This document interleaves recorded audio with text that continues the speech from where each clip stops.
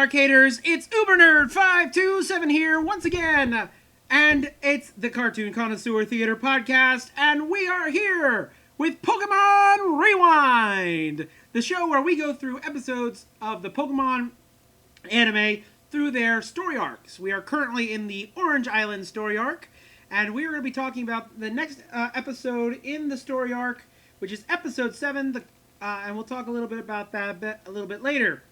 But this month is PokePals month, and since it's PokePals month, I have again one of my PokePals, Danny, the Ultrasonic Player! Woo! Yo, what's happening, Arcaders? Woohoo! Aren't you excited about today's episode? Yeah, glad to be back. Just looking forward to this new episode, man. Just Right. glad to be here, and let's get catching. Dude, where's Brock when you need him, man? You know? I'm sure Brock would have loved that.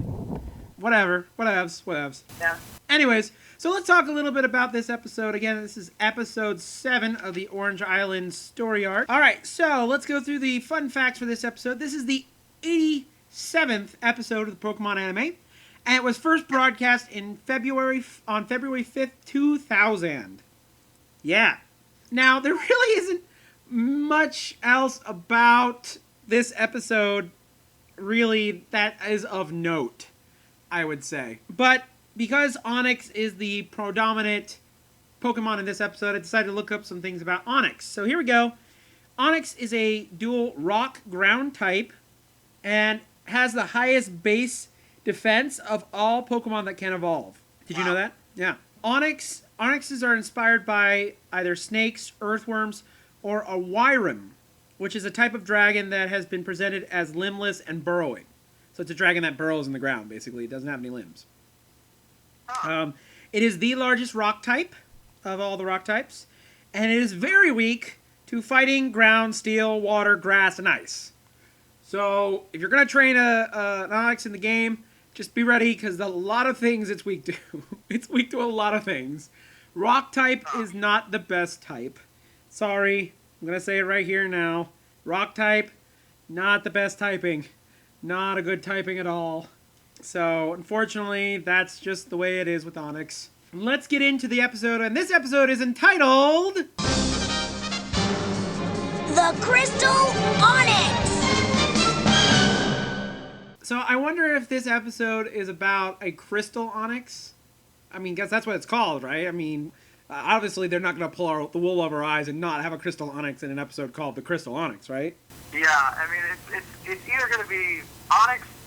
Basically, it involves Onix and Crystal in some way. Yeah. So I mean, that much we can tell. All right. So we start off just like every pretty much episode in the Orange Islands with the group sailing on Lapras, going to the next island. This island is called Sunburst Island. Now, as they're sailing towards Sunburst Island, they find some messages in a bottle. Probably someone heard that song. Anyways, the message asks people if they have any information about the Crystal Onix. Now, here's my question real quick off the bat.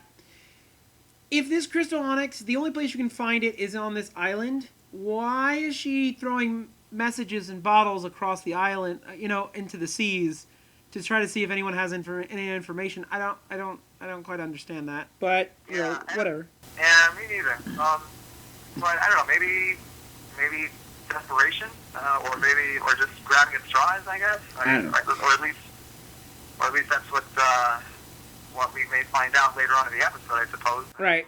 All right. So now we're introduced a little bit more to Sunburst Island. It's a very small town kind of feel to me, and Ash and friends come into kind of like a farmer's market, but everything is made of glass. They have all kinds of glasswares like Tupperware and plates and trays and cups and whatever. There's all kinds of glassware there. They're looking at all this stuff. They're looking at how beautiful it is, and then they come to this man who apparently, according to his accent, is from Brooklyn, apparently. He has a Brooklyn accent. He's talking to this kid. He's talking, hey, look at you. I don't know. I thought that was slightly out of place, but, whatever. He's yelling at this little girl because he believes that he's shop neighbors to this little girl's shop, and he believes that her shop is actually pushing away customers from his store because of how little items and how very empty their store looks compared to his. Which, I don't know, really? Would that push away customers? What do you think? I've only worked in a year in retail, so I don't know. Yeah, honestly, I can't really tell. I mean, maybe I don't know. Maybe there's just, I don't know. Maybe there's a small competition, or at least among at least among some retailers working in the same spot, and maybe they're just trying to. I guess they don't. I don't know. I mean, who knows what shopkeepers think? Right. Well, if you're a shopkeeper and want to message me and let me know, at TailsFTGameGrid. Again, that's at TailsFTGameGrid on Twitter. All right. So, anyways, we're gonna move on. Ash and company talk to this guy. The guy kind of walks off, and they talk to this little girl who they find out is the person who has been writing all the notes, the messages in a bottle. And she is writing about this crystal onyx. I don't really think Ash and company kind of believe her at first. I think they think it's some kind of kid's fantasy or whatnot. That's what I think anyways. Yeah. I don't know what you think. Yeah. I think they kind of don't believe her. It's just like, oh, whatever, kid. Let's go talk to your big brother about these little crazy spells you have now. So they decide to go to the big brother. Yeah, go ahead. I don't know. I mean, but I suppose, they probably don't believe her all that much because after all, hey, little kids will, some will make up, don't make up stuff. But on the other hand, if we live in a world where basically, you can capture, cool creatures and keep them in nice pocket-sized balls and whatnot, and but I don't know. I guess whatever stirs the imagination, I suppose. I mean, I think they're kind of two minds on the same thing. So where like part of them don't believe her, but then again, with all the crazy stuff Ash and company have already seen, part of them might go, well, we've seen stranger things, so I guess so. Maybe we should check it out. So then we're introduced to. I think two minds. Yeah. Two minds of the thing. All right. Well, then we're introduced to Mateo, who is kind of her big brother, and he's also kind of the store owner.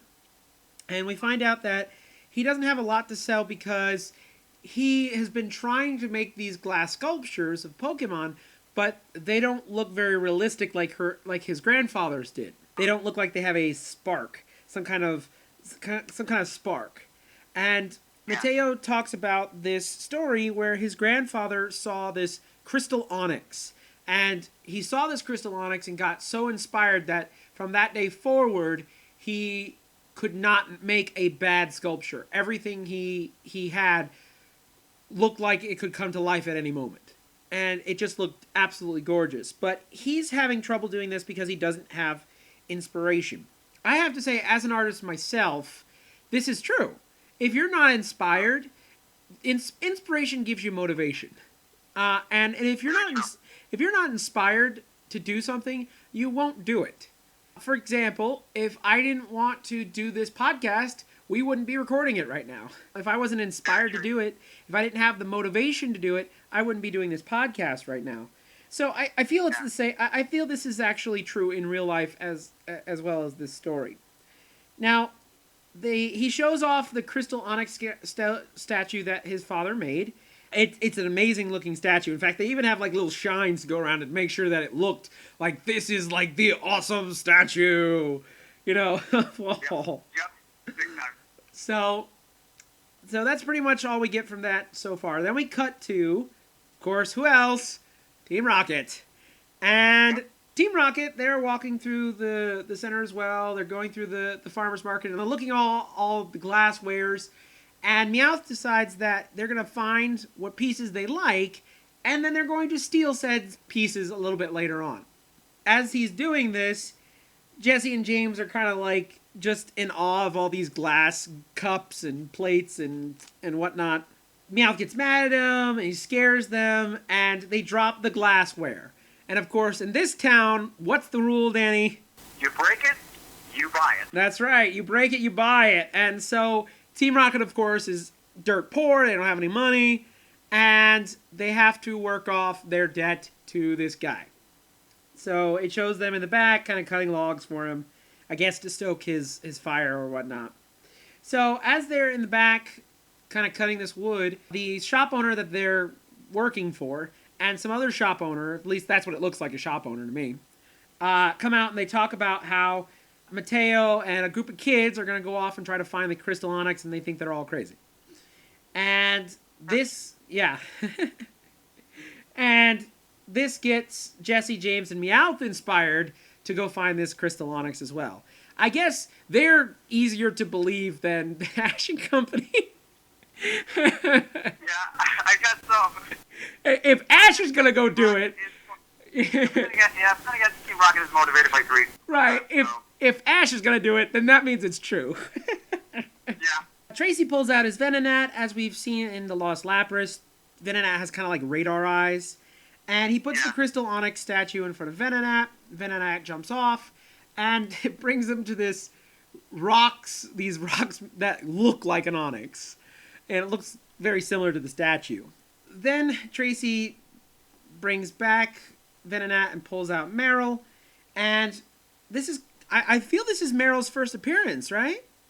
This is probably his first appearance. Yeah, So, because up to this point we haven't really seen Meryl up until this episode. But we saw Venonat, but not Meryl. right.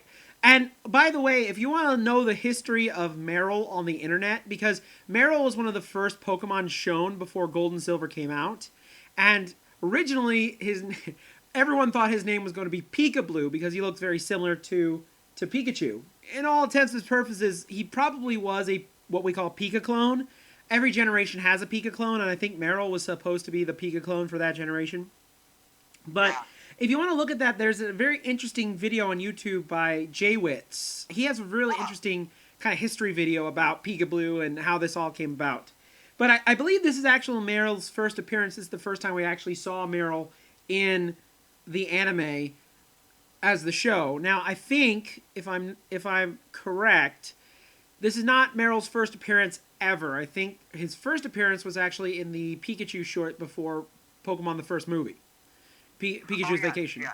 So this is not the first time we've seen him. Totally, this is the first time we've seen him in the anime. As we find out, Meryl has really good hearing. Tracy plays a recording of an Onix cry and tells Meryl to kind of listen. So Meryl listens because Meryl has like really good hearing. They run off and Meryl kind of they're following Meryl to this kind of like sandbar. And it's kind of like a little bridge that goes over to a smaller island off the coast. And so as they're about to run off into the sandbar, they fall into Team Rocket's classic trap, a hole in the ground. Classic trap of all classic traps. Oh, gosh. You would think that Ash and company would learn. Of course, they haven't seen Team Rocket yet, so I guess they were kind of not really expecting to see Team Rocket, so I guess I can give them a pass for this. But at the same time, for a long time, that's the only trap they ever did, was this hole in the ground. So, yeah, very true. Anyways, so I will have to say, though, Misty's little thing, Misty's little comeback to Team Rocket after they say their motto is absolutely hilarious. She tells them to make like a tree and leave. And then James comes back with, "Who told you that, Professor Oak?" I was like, ah ha ha, ah ha ha, ah ha, ah ha ha ha. Anyways, the little joke. I thought it was kind of funny, actually. I love these little puns that they throw in. So, Team Rocket goes running off to where the Crystal Onyx should be. The little girl's kind of scared, doesn't know what's going to happen. And Ash kind of calms her down and says, "Don't worry, we're going to get out of this. We're going to dig our way out. And we're going to beat Team Rocket."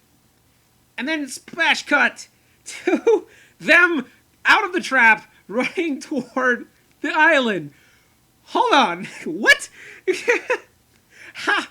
What? First of all, they said they were going to dig. Second of all, how did they dig so quickly? I don't know. And then the other thing that perplexes me is, as they're running, Marissa says that she sees some pretty shells on the ground and wants to get some of them. Misty says, "Don't worry, we'll come back later." Do you think this was kind of a filler, kind of like just something that they just added to kind of fill the empty space? I guess I would say yes. Okay. And yeah, because it's kind of when I was watching the episode, and I've watched it more than a few times. Mm-hmm. I didn't really notice that scene. Yeah, it was kind of a quick little thing. I think they might have put that in there just to kind of, that way they don't have just, our heroes just running and whatnot, I guess. Right. Well, anyways, so we come to the cave. Team Rocket has been captured by their own traps because they were setting so many traps that they actually caught themselves in the traps, which is weird. And then Meryl hears something in the cave. They run off, leaving Team Rocket, which I thought was hilarious. Then we come into this kind of inner cave, and there's a pool of water on the floor. And Meryl goes into the water and kind of stirs up something. Now, Meryl comes out, and then, of course, the crystal onyx comes out of the pool.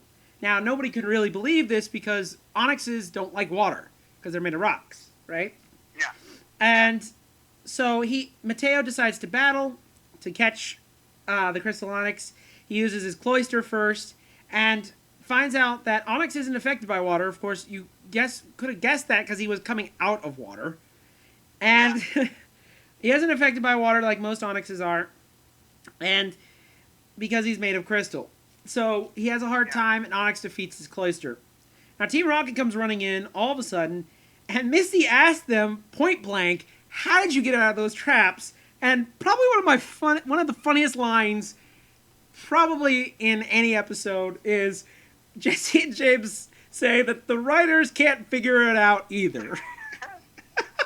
Oh man, yeah, I saw that scene. It's like, that's a break the fourth wall moment. That's one of the things I miss about Team Rocket is when they break the fourth wall like that. I really, really love it. And I really think it was kind of, how did they get out of it? The writers were probably, how did they get out of it? We don't know. Just let Team Rocket say that we can't even figure it out. And then the other thing I love is Meowth breaks the fourth wall again and says, "Hey, down here." And then the camera pans down to him. Because, of course, he's shorter than everyone else. I thought was another little funny touch. So, Team Rocket dreams about what they could do with a crystal onyx, having like a crystal spa and like the longest crystal necklace and all this different stuff. So they decide they want to fight him. So they pull out Victory Bell and Arbok. Victory Bell, of course, the biting gag. We've already talked about it in the last couple episodes. I won't go over it this time. Ash and Misty then send out Pikachu and Staryu, who easily defeat Team Rocket. And then the crystal onyx hits them with a tail and knocks them out and blasts them off, and we don't see them for the rest of the episode. Hooray. Yeah. So that's when Mateo gets the idea to, instead of using his cloister, he's going to pull out his glass-making partner, who turns out to be a... Charmeleon. That's right, a Charmeleon. And, which actually makes sense, I would think. You would want a fire-type Pokemon that could blow fire to do some of the glass work. So it makes total sense to me. So, yeah, it does. Charmeleon does some fire attacks. Even though he says to do Ember, he does Fire Spin, which is really weird. But it hurls this Fire Spin at Onix, and this Onix is in flames. And all of a sudden you get this trippy scene of, like, Mateo finding his inspiration. Then the Onix falls, and Ash comes up to him and go, okay, catch him. And Mateo's like, no, I'm good. I got my inspiration. I got what I came for. I don't need to catch him. Leave him for other people to get inspired by. So Mateo gets right to work. He starts making some glass sculptures. He's really excited. Him and Charmeleon are starting right away. And then we see Ash and company leave. And Ash has a little crystal Pikachu, a little glass Pikachu that I guess Mateo made for him, and it looks really cool.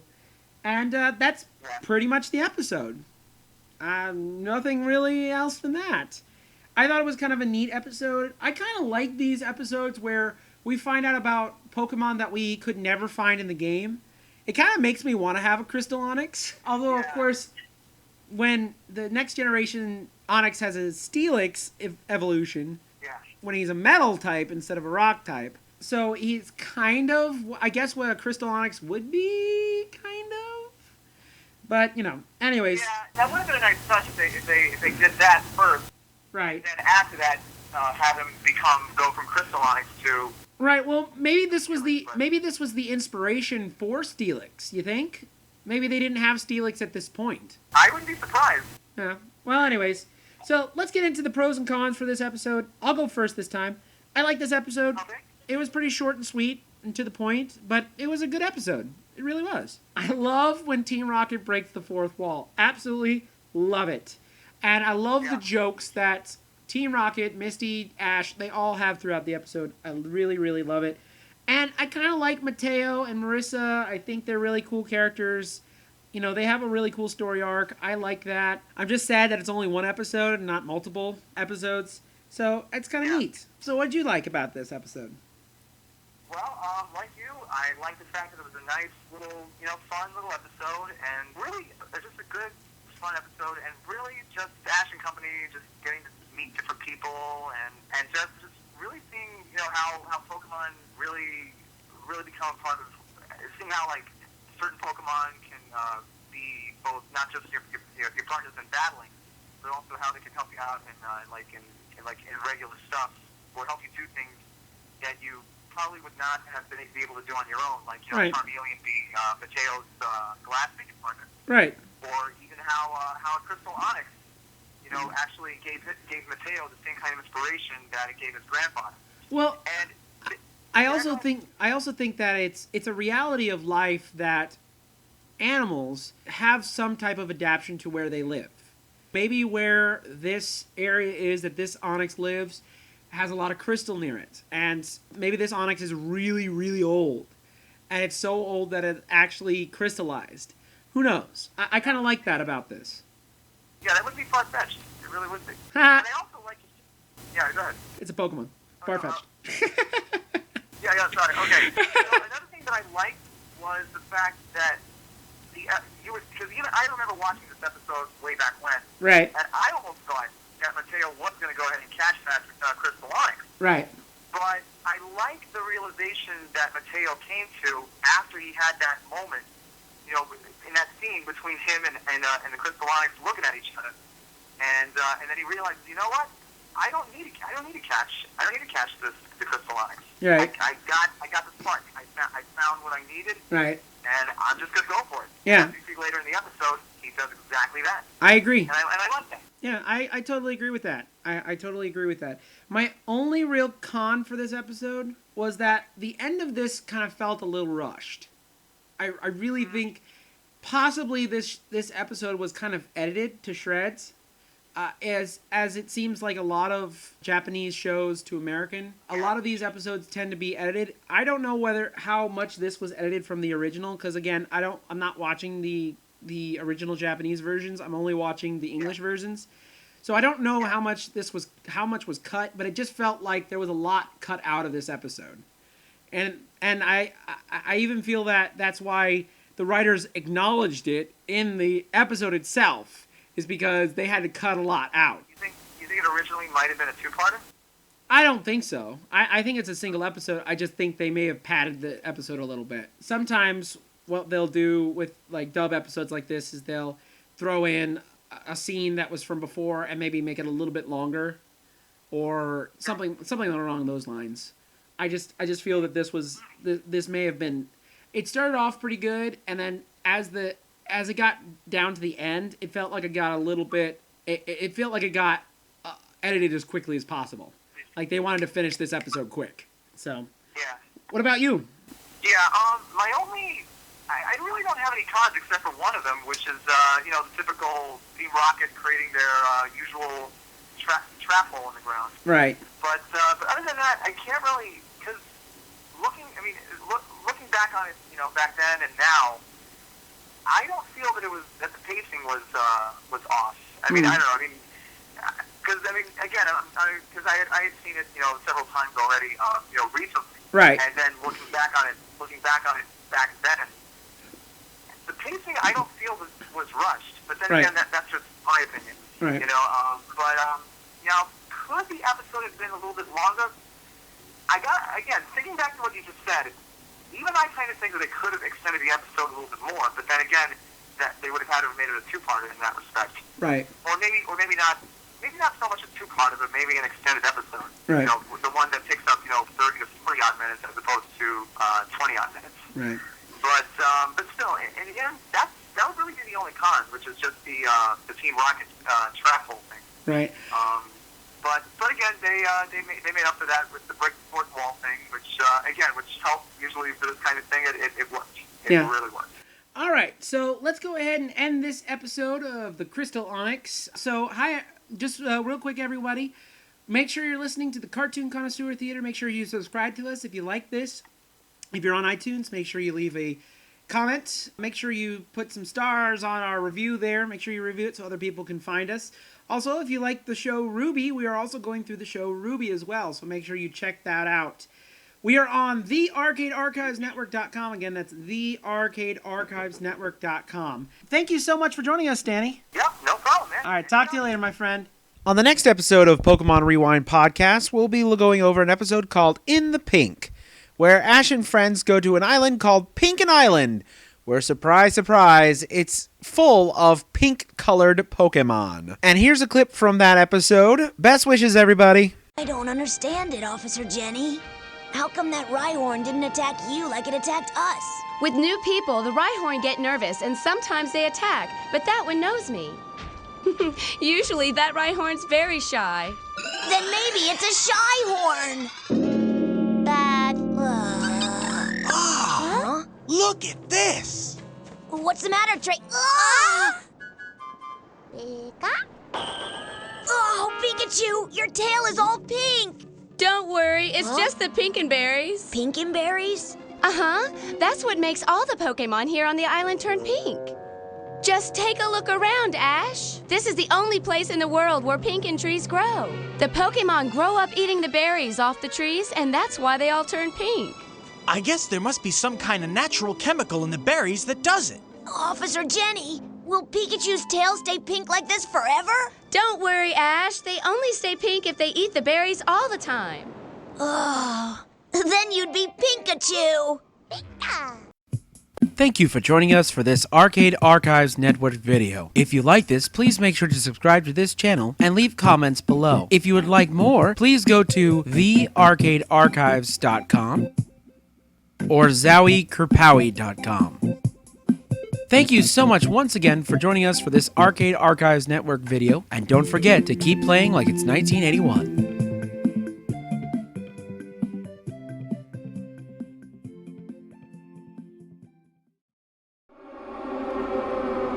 Message from headquarters.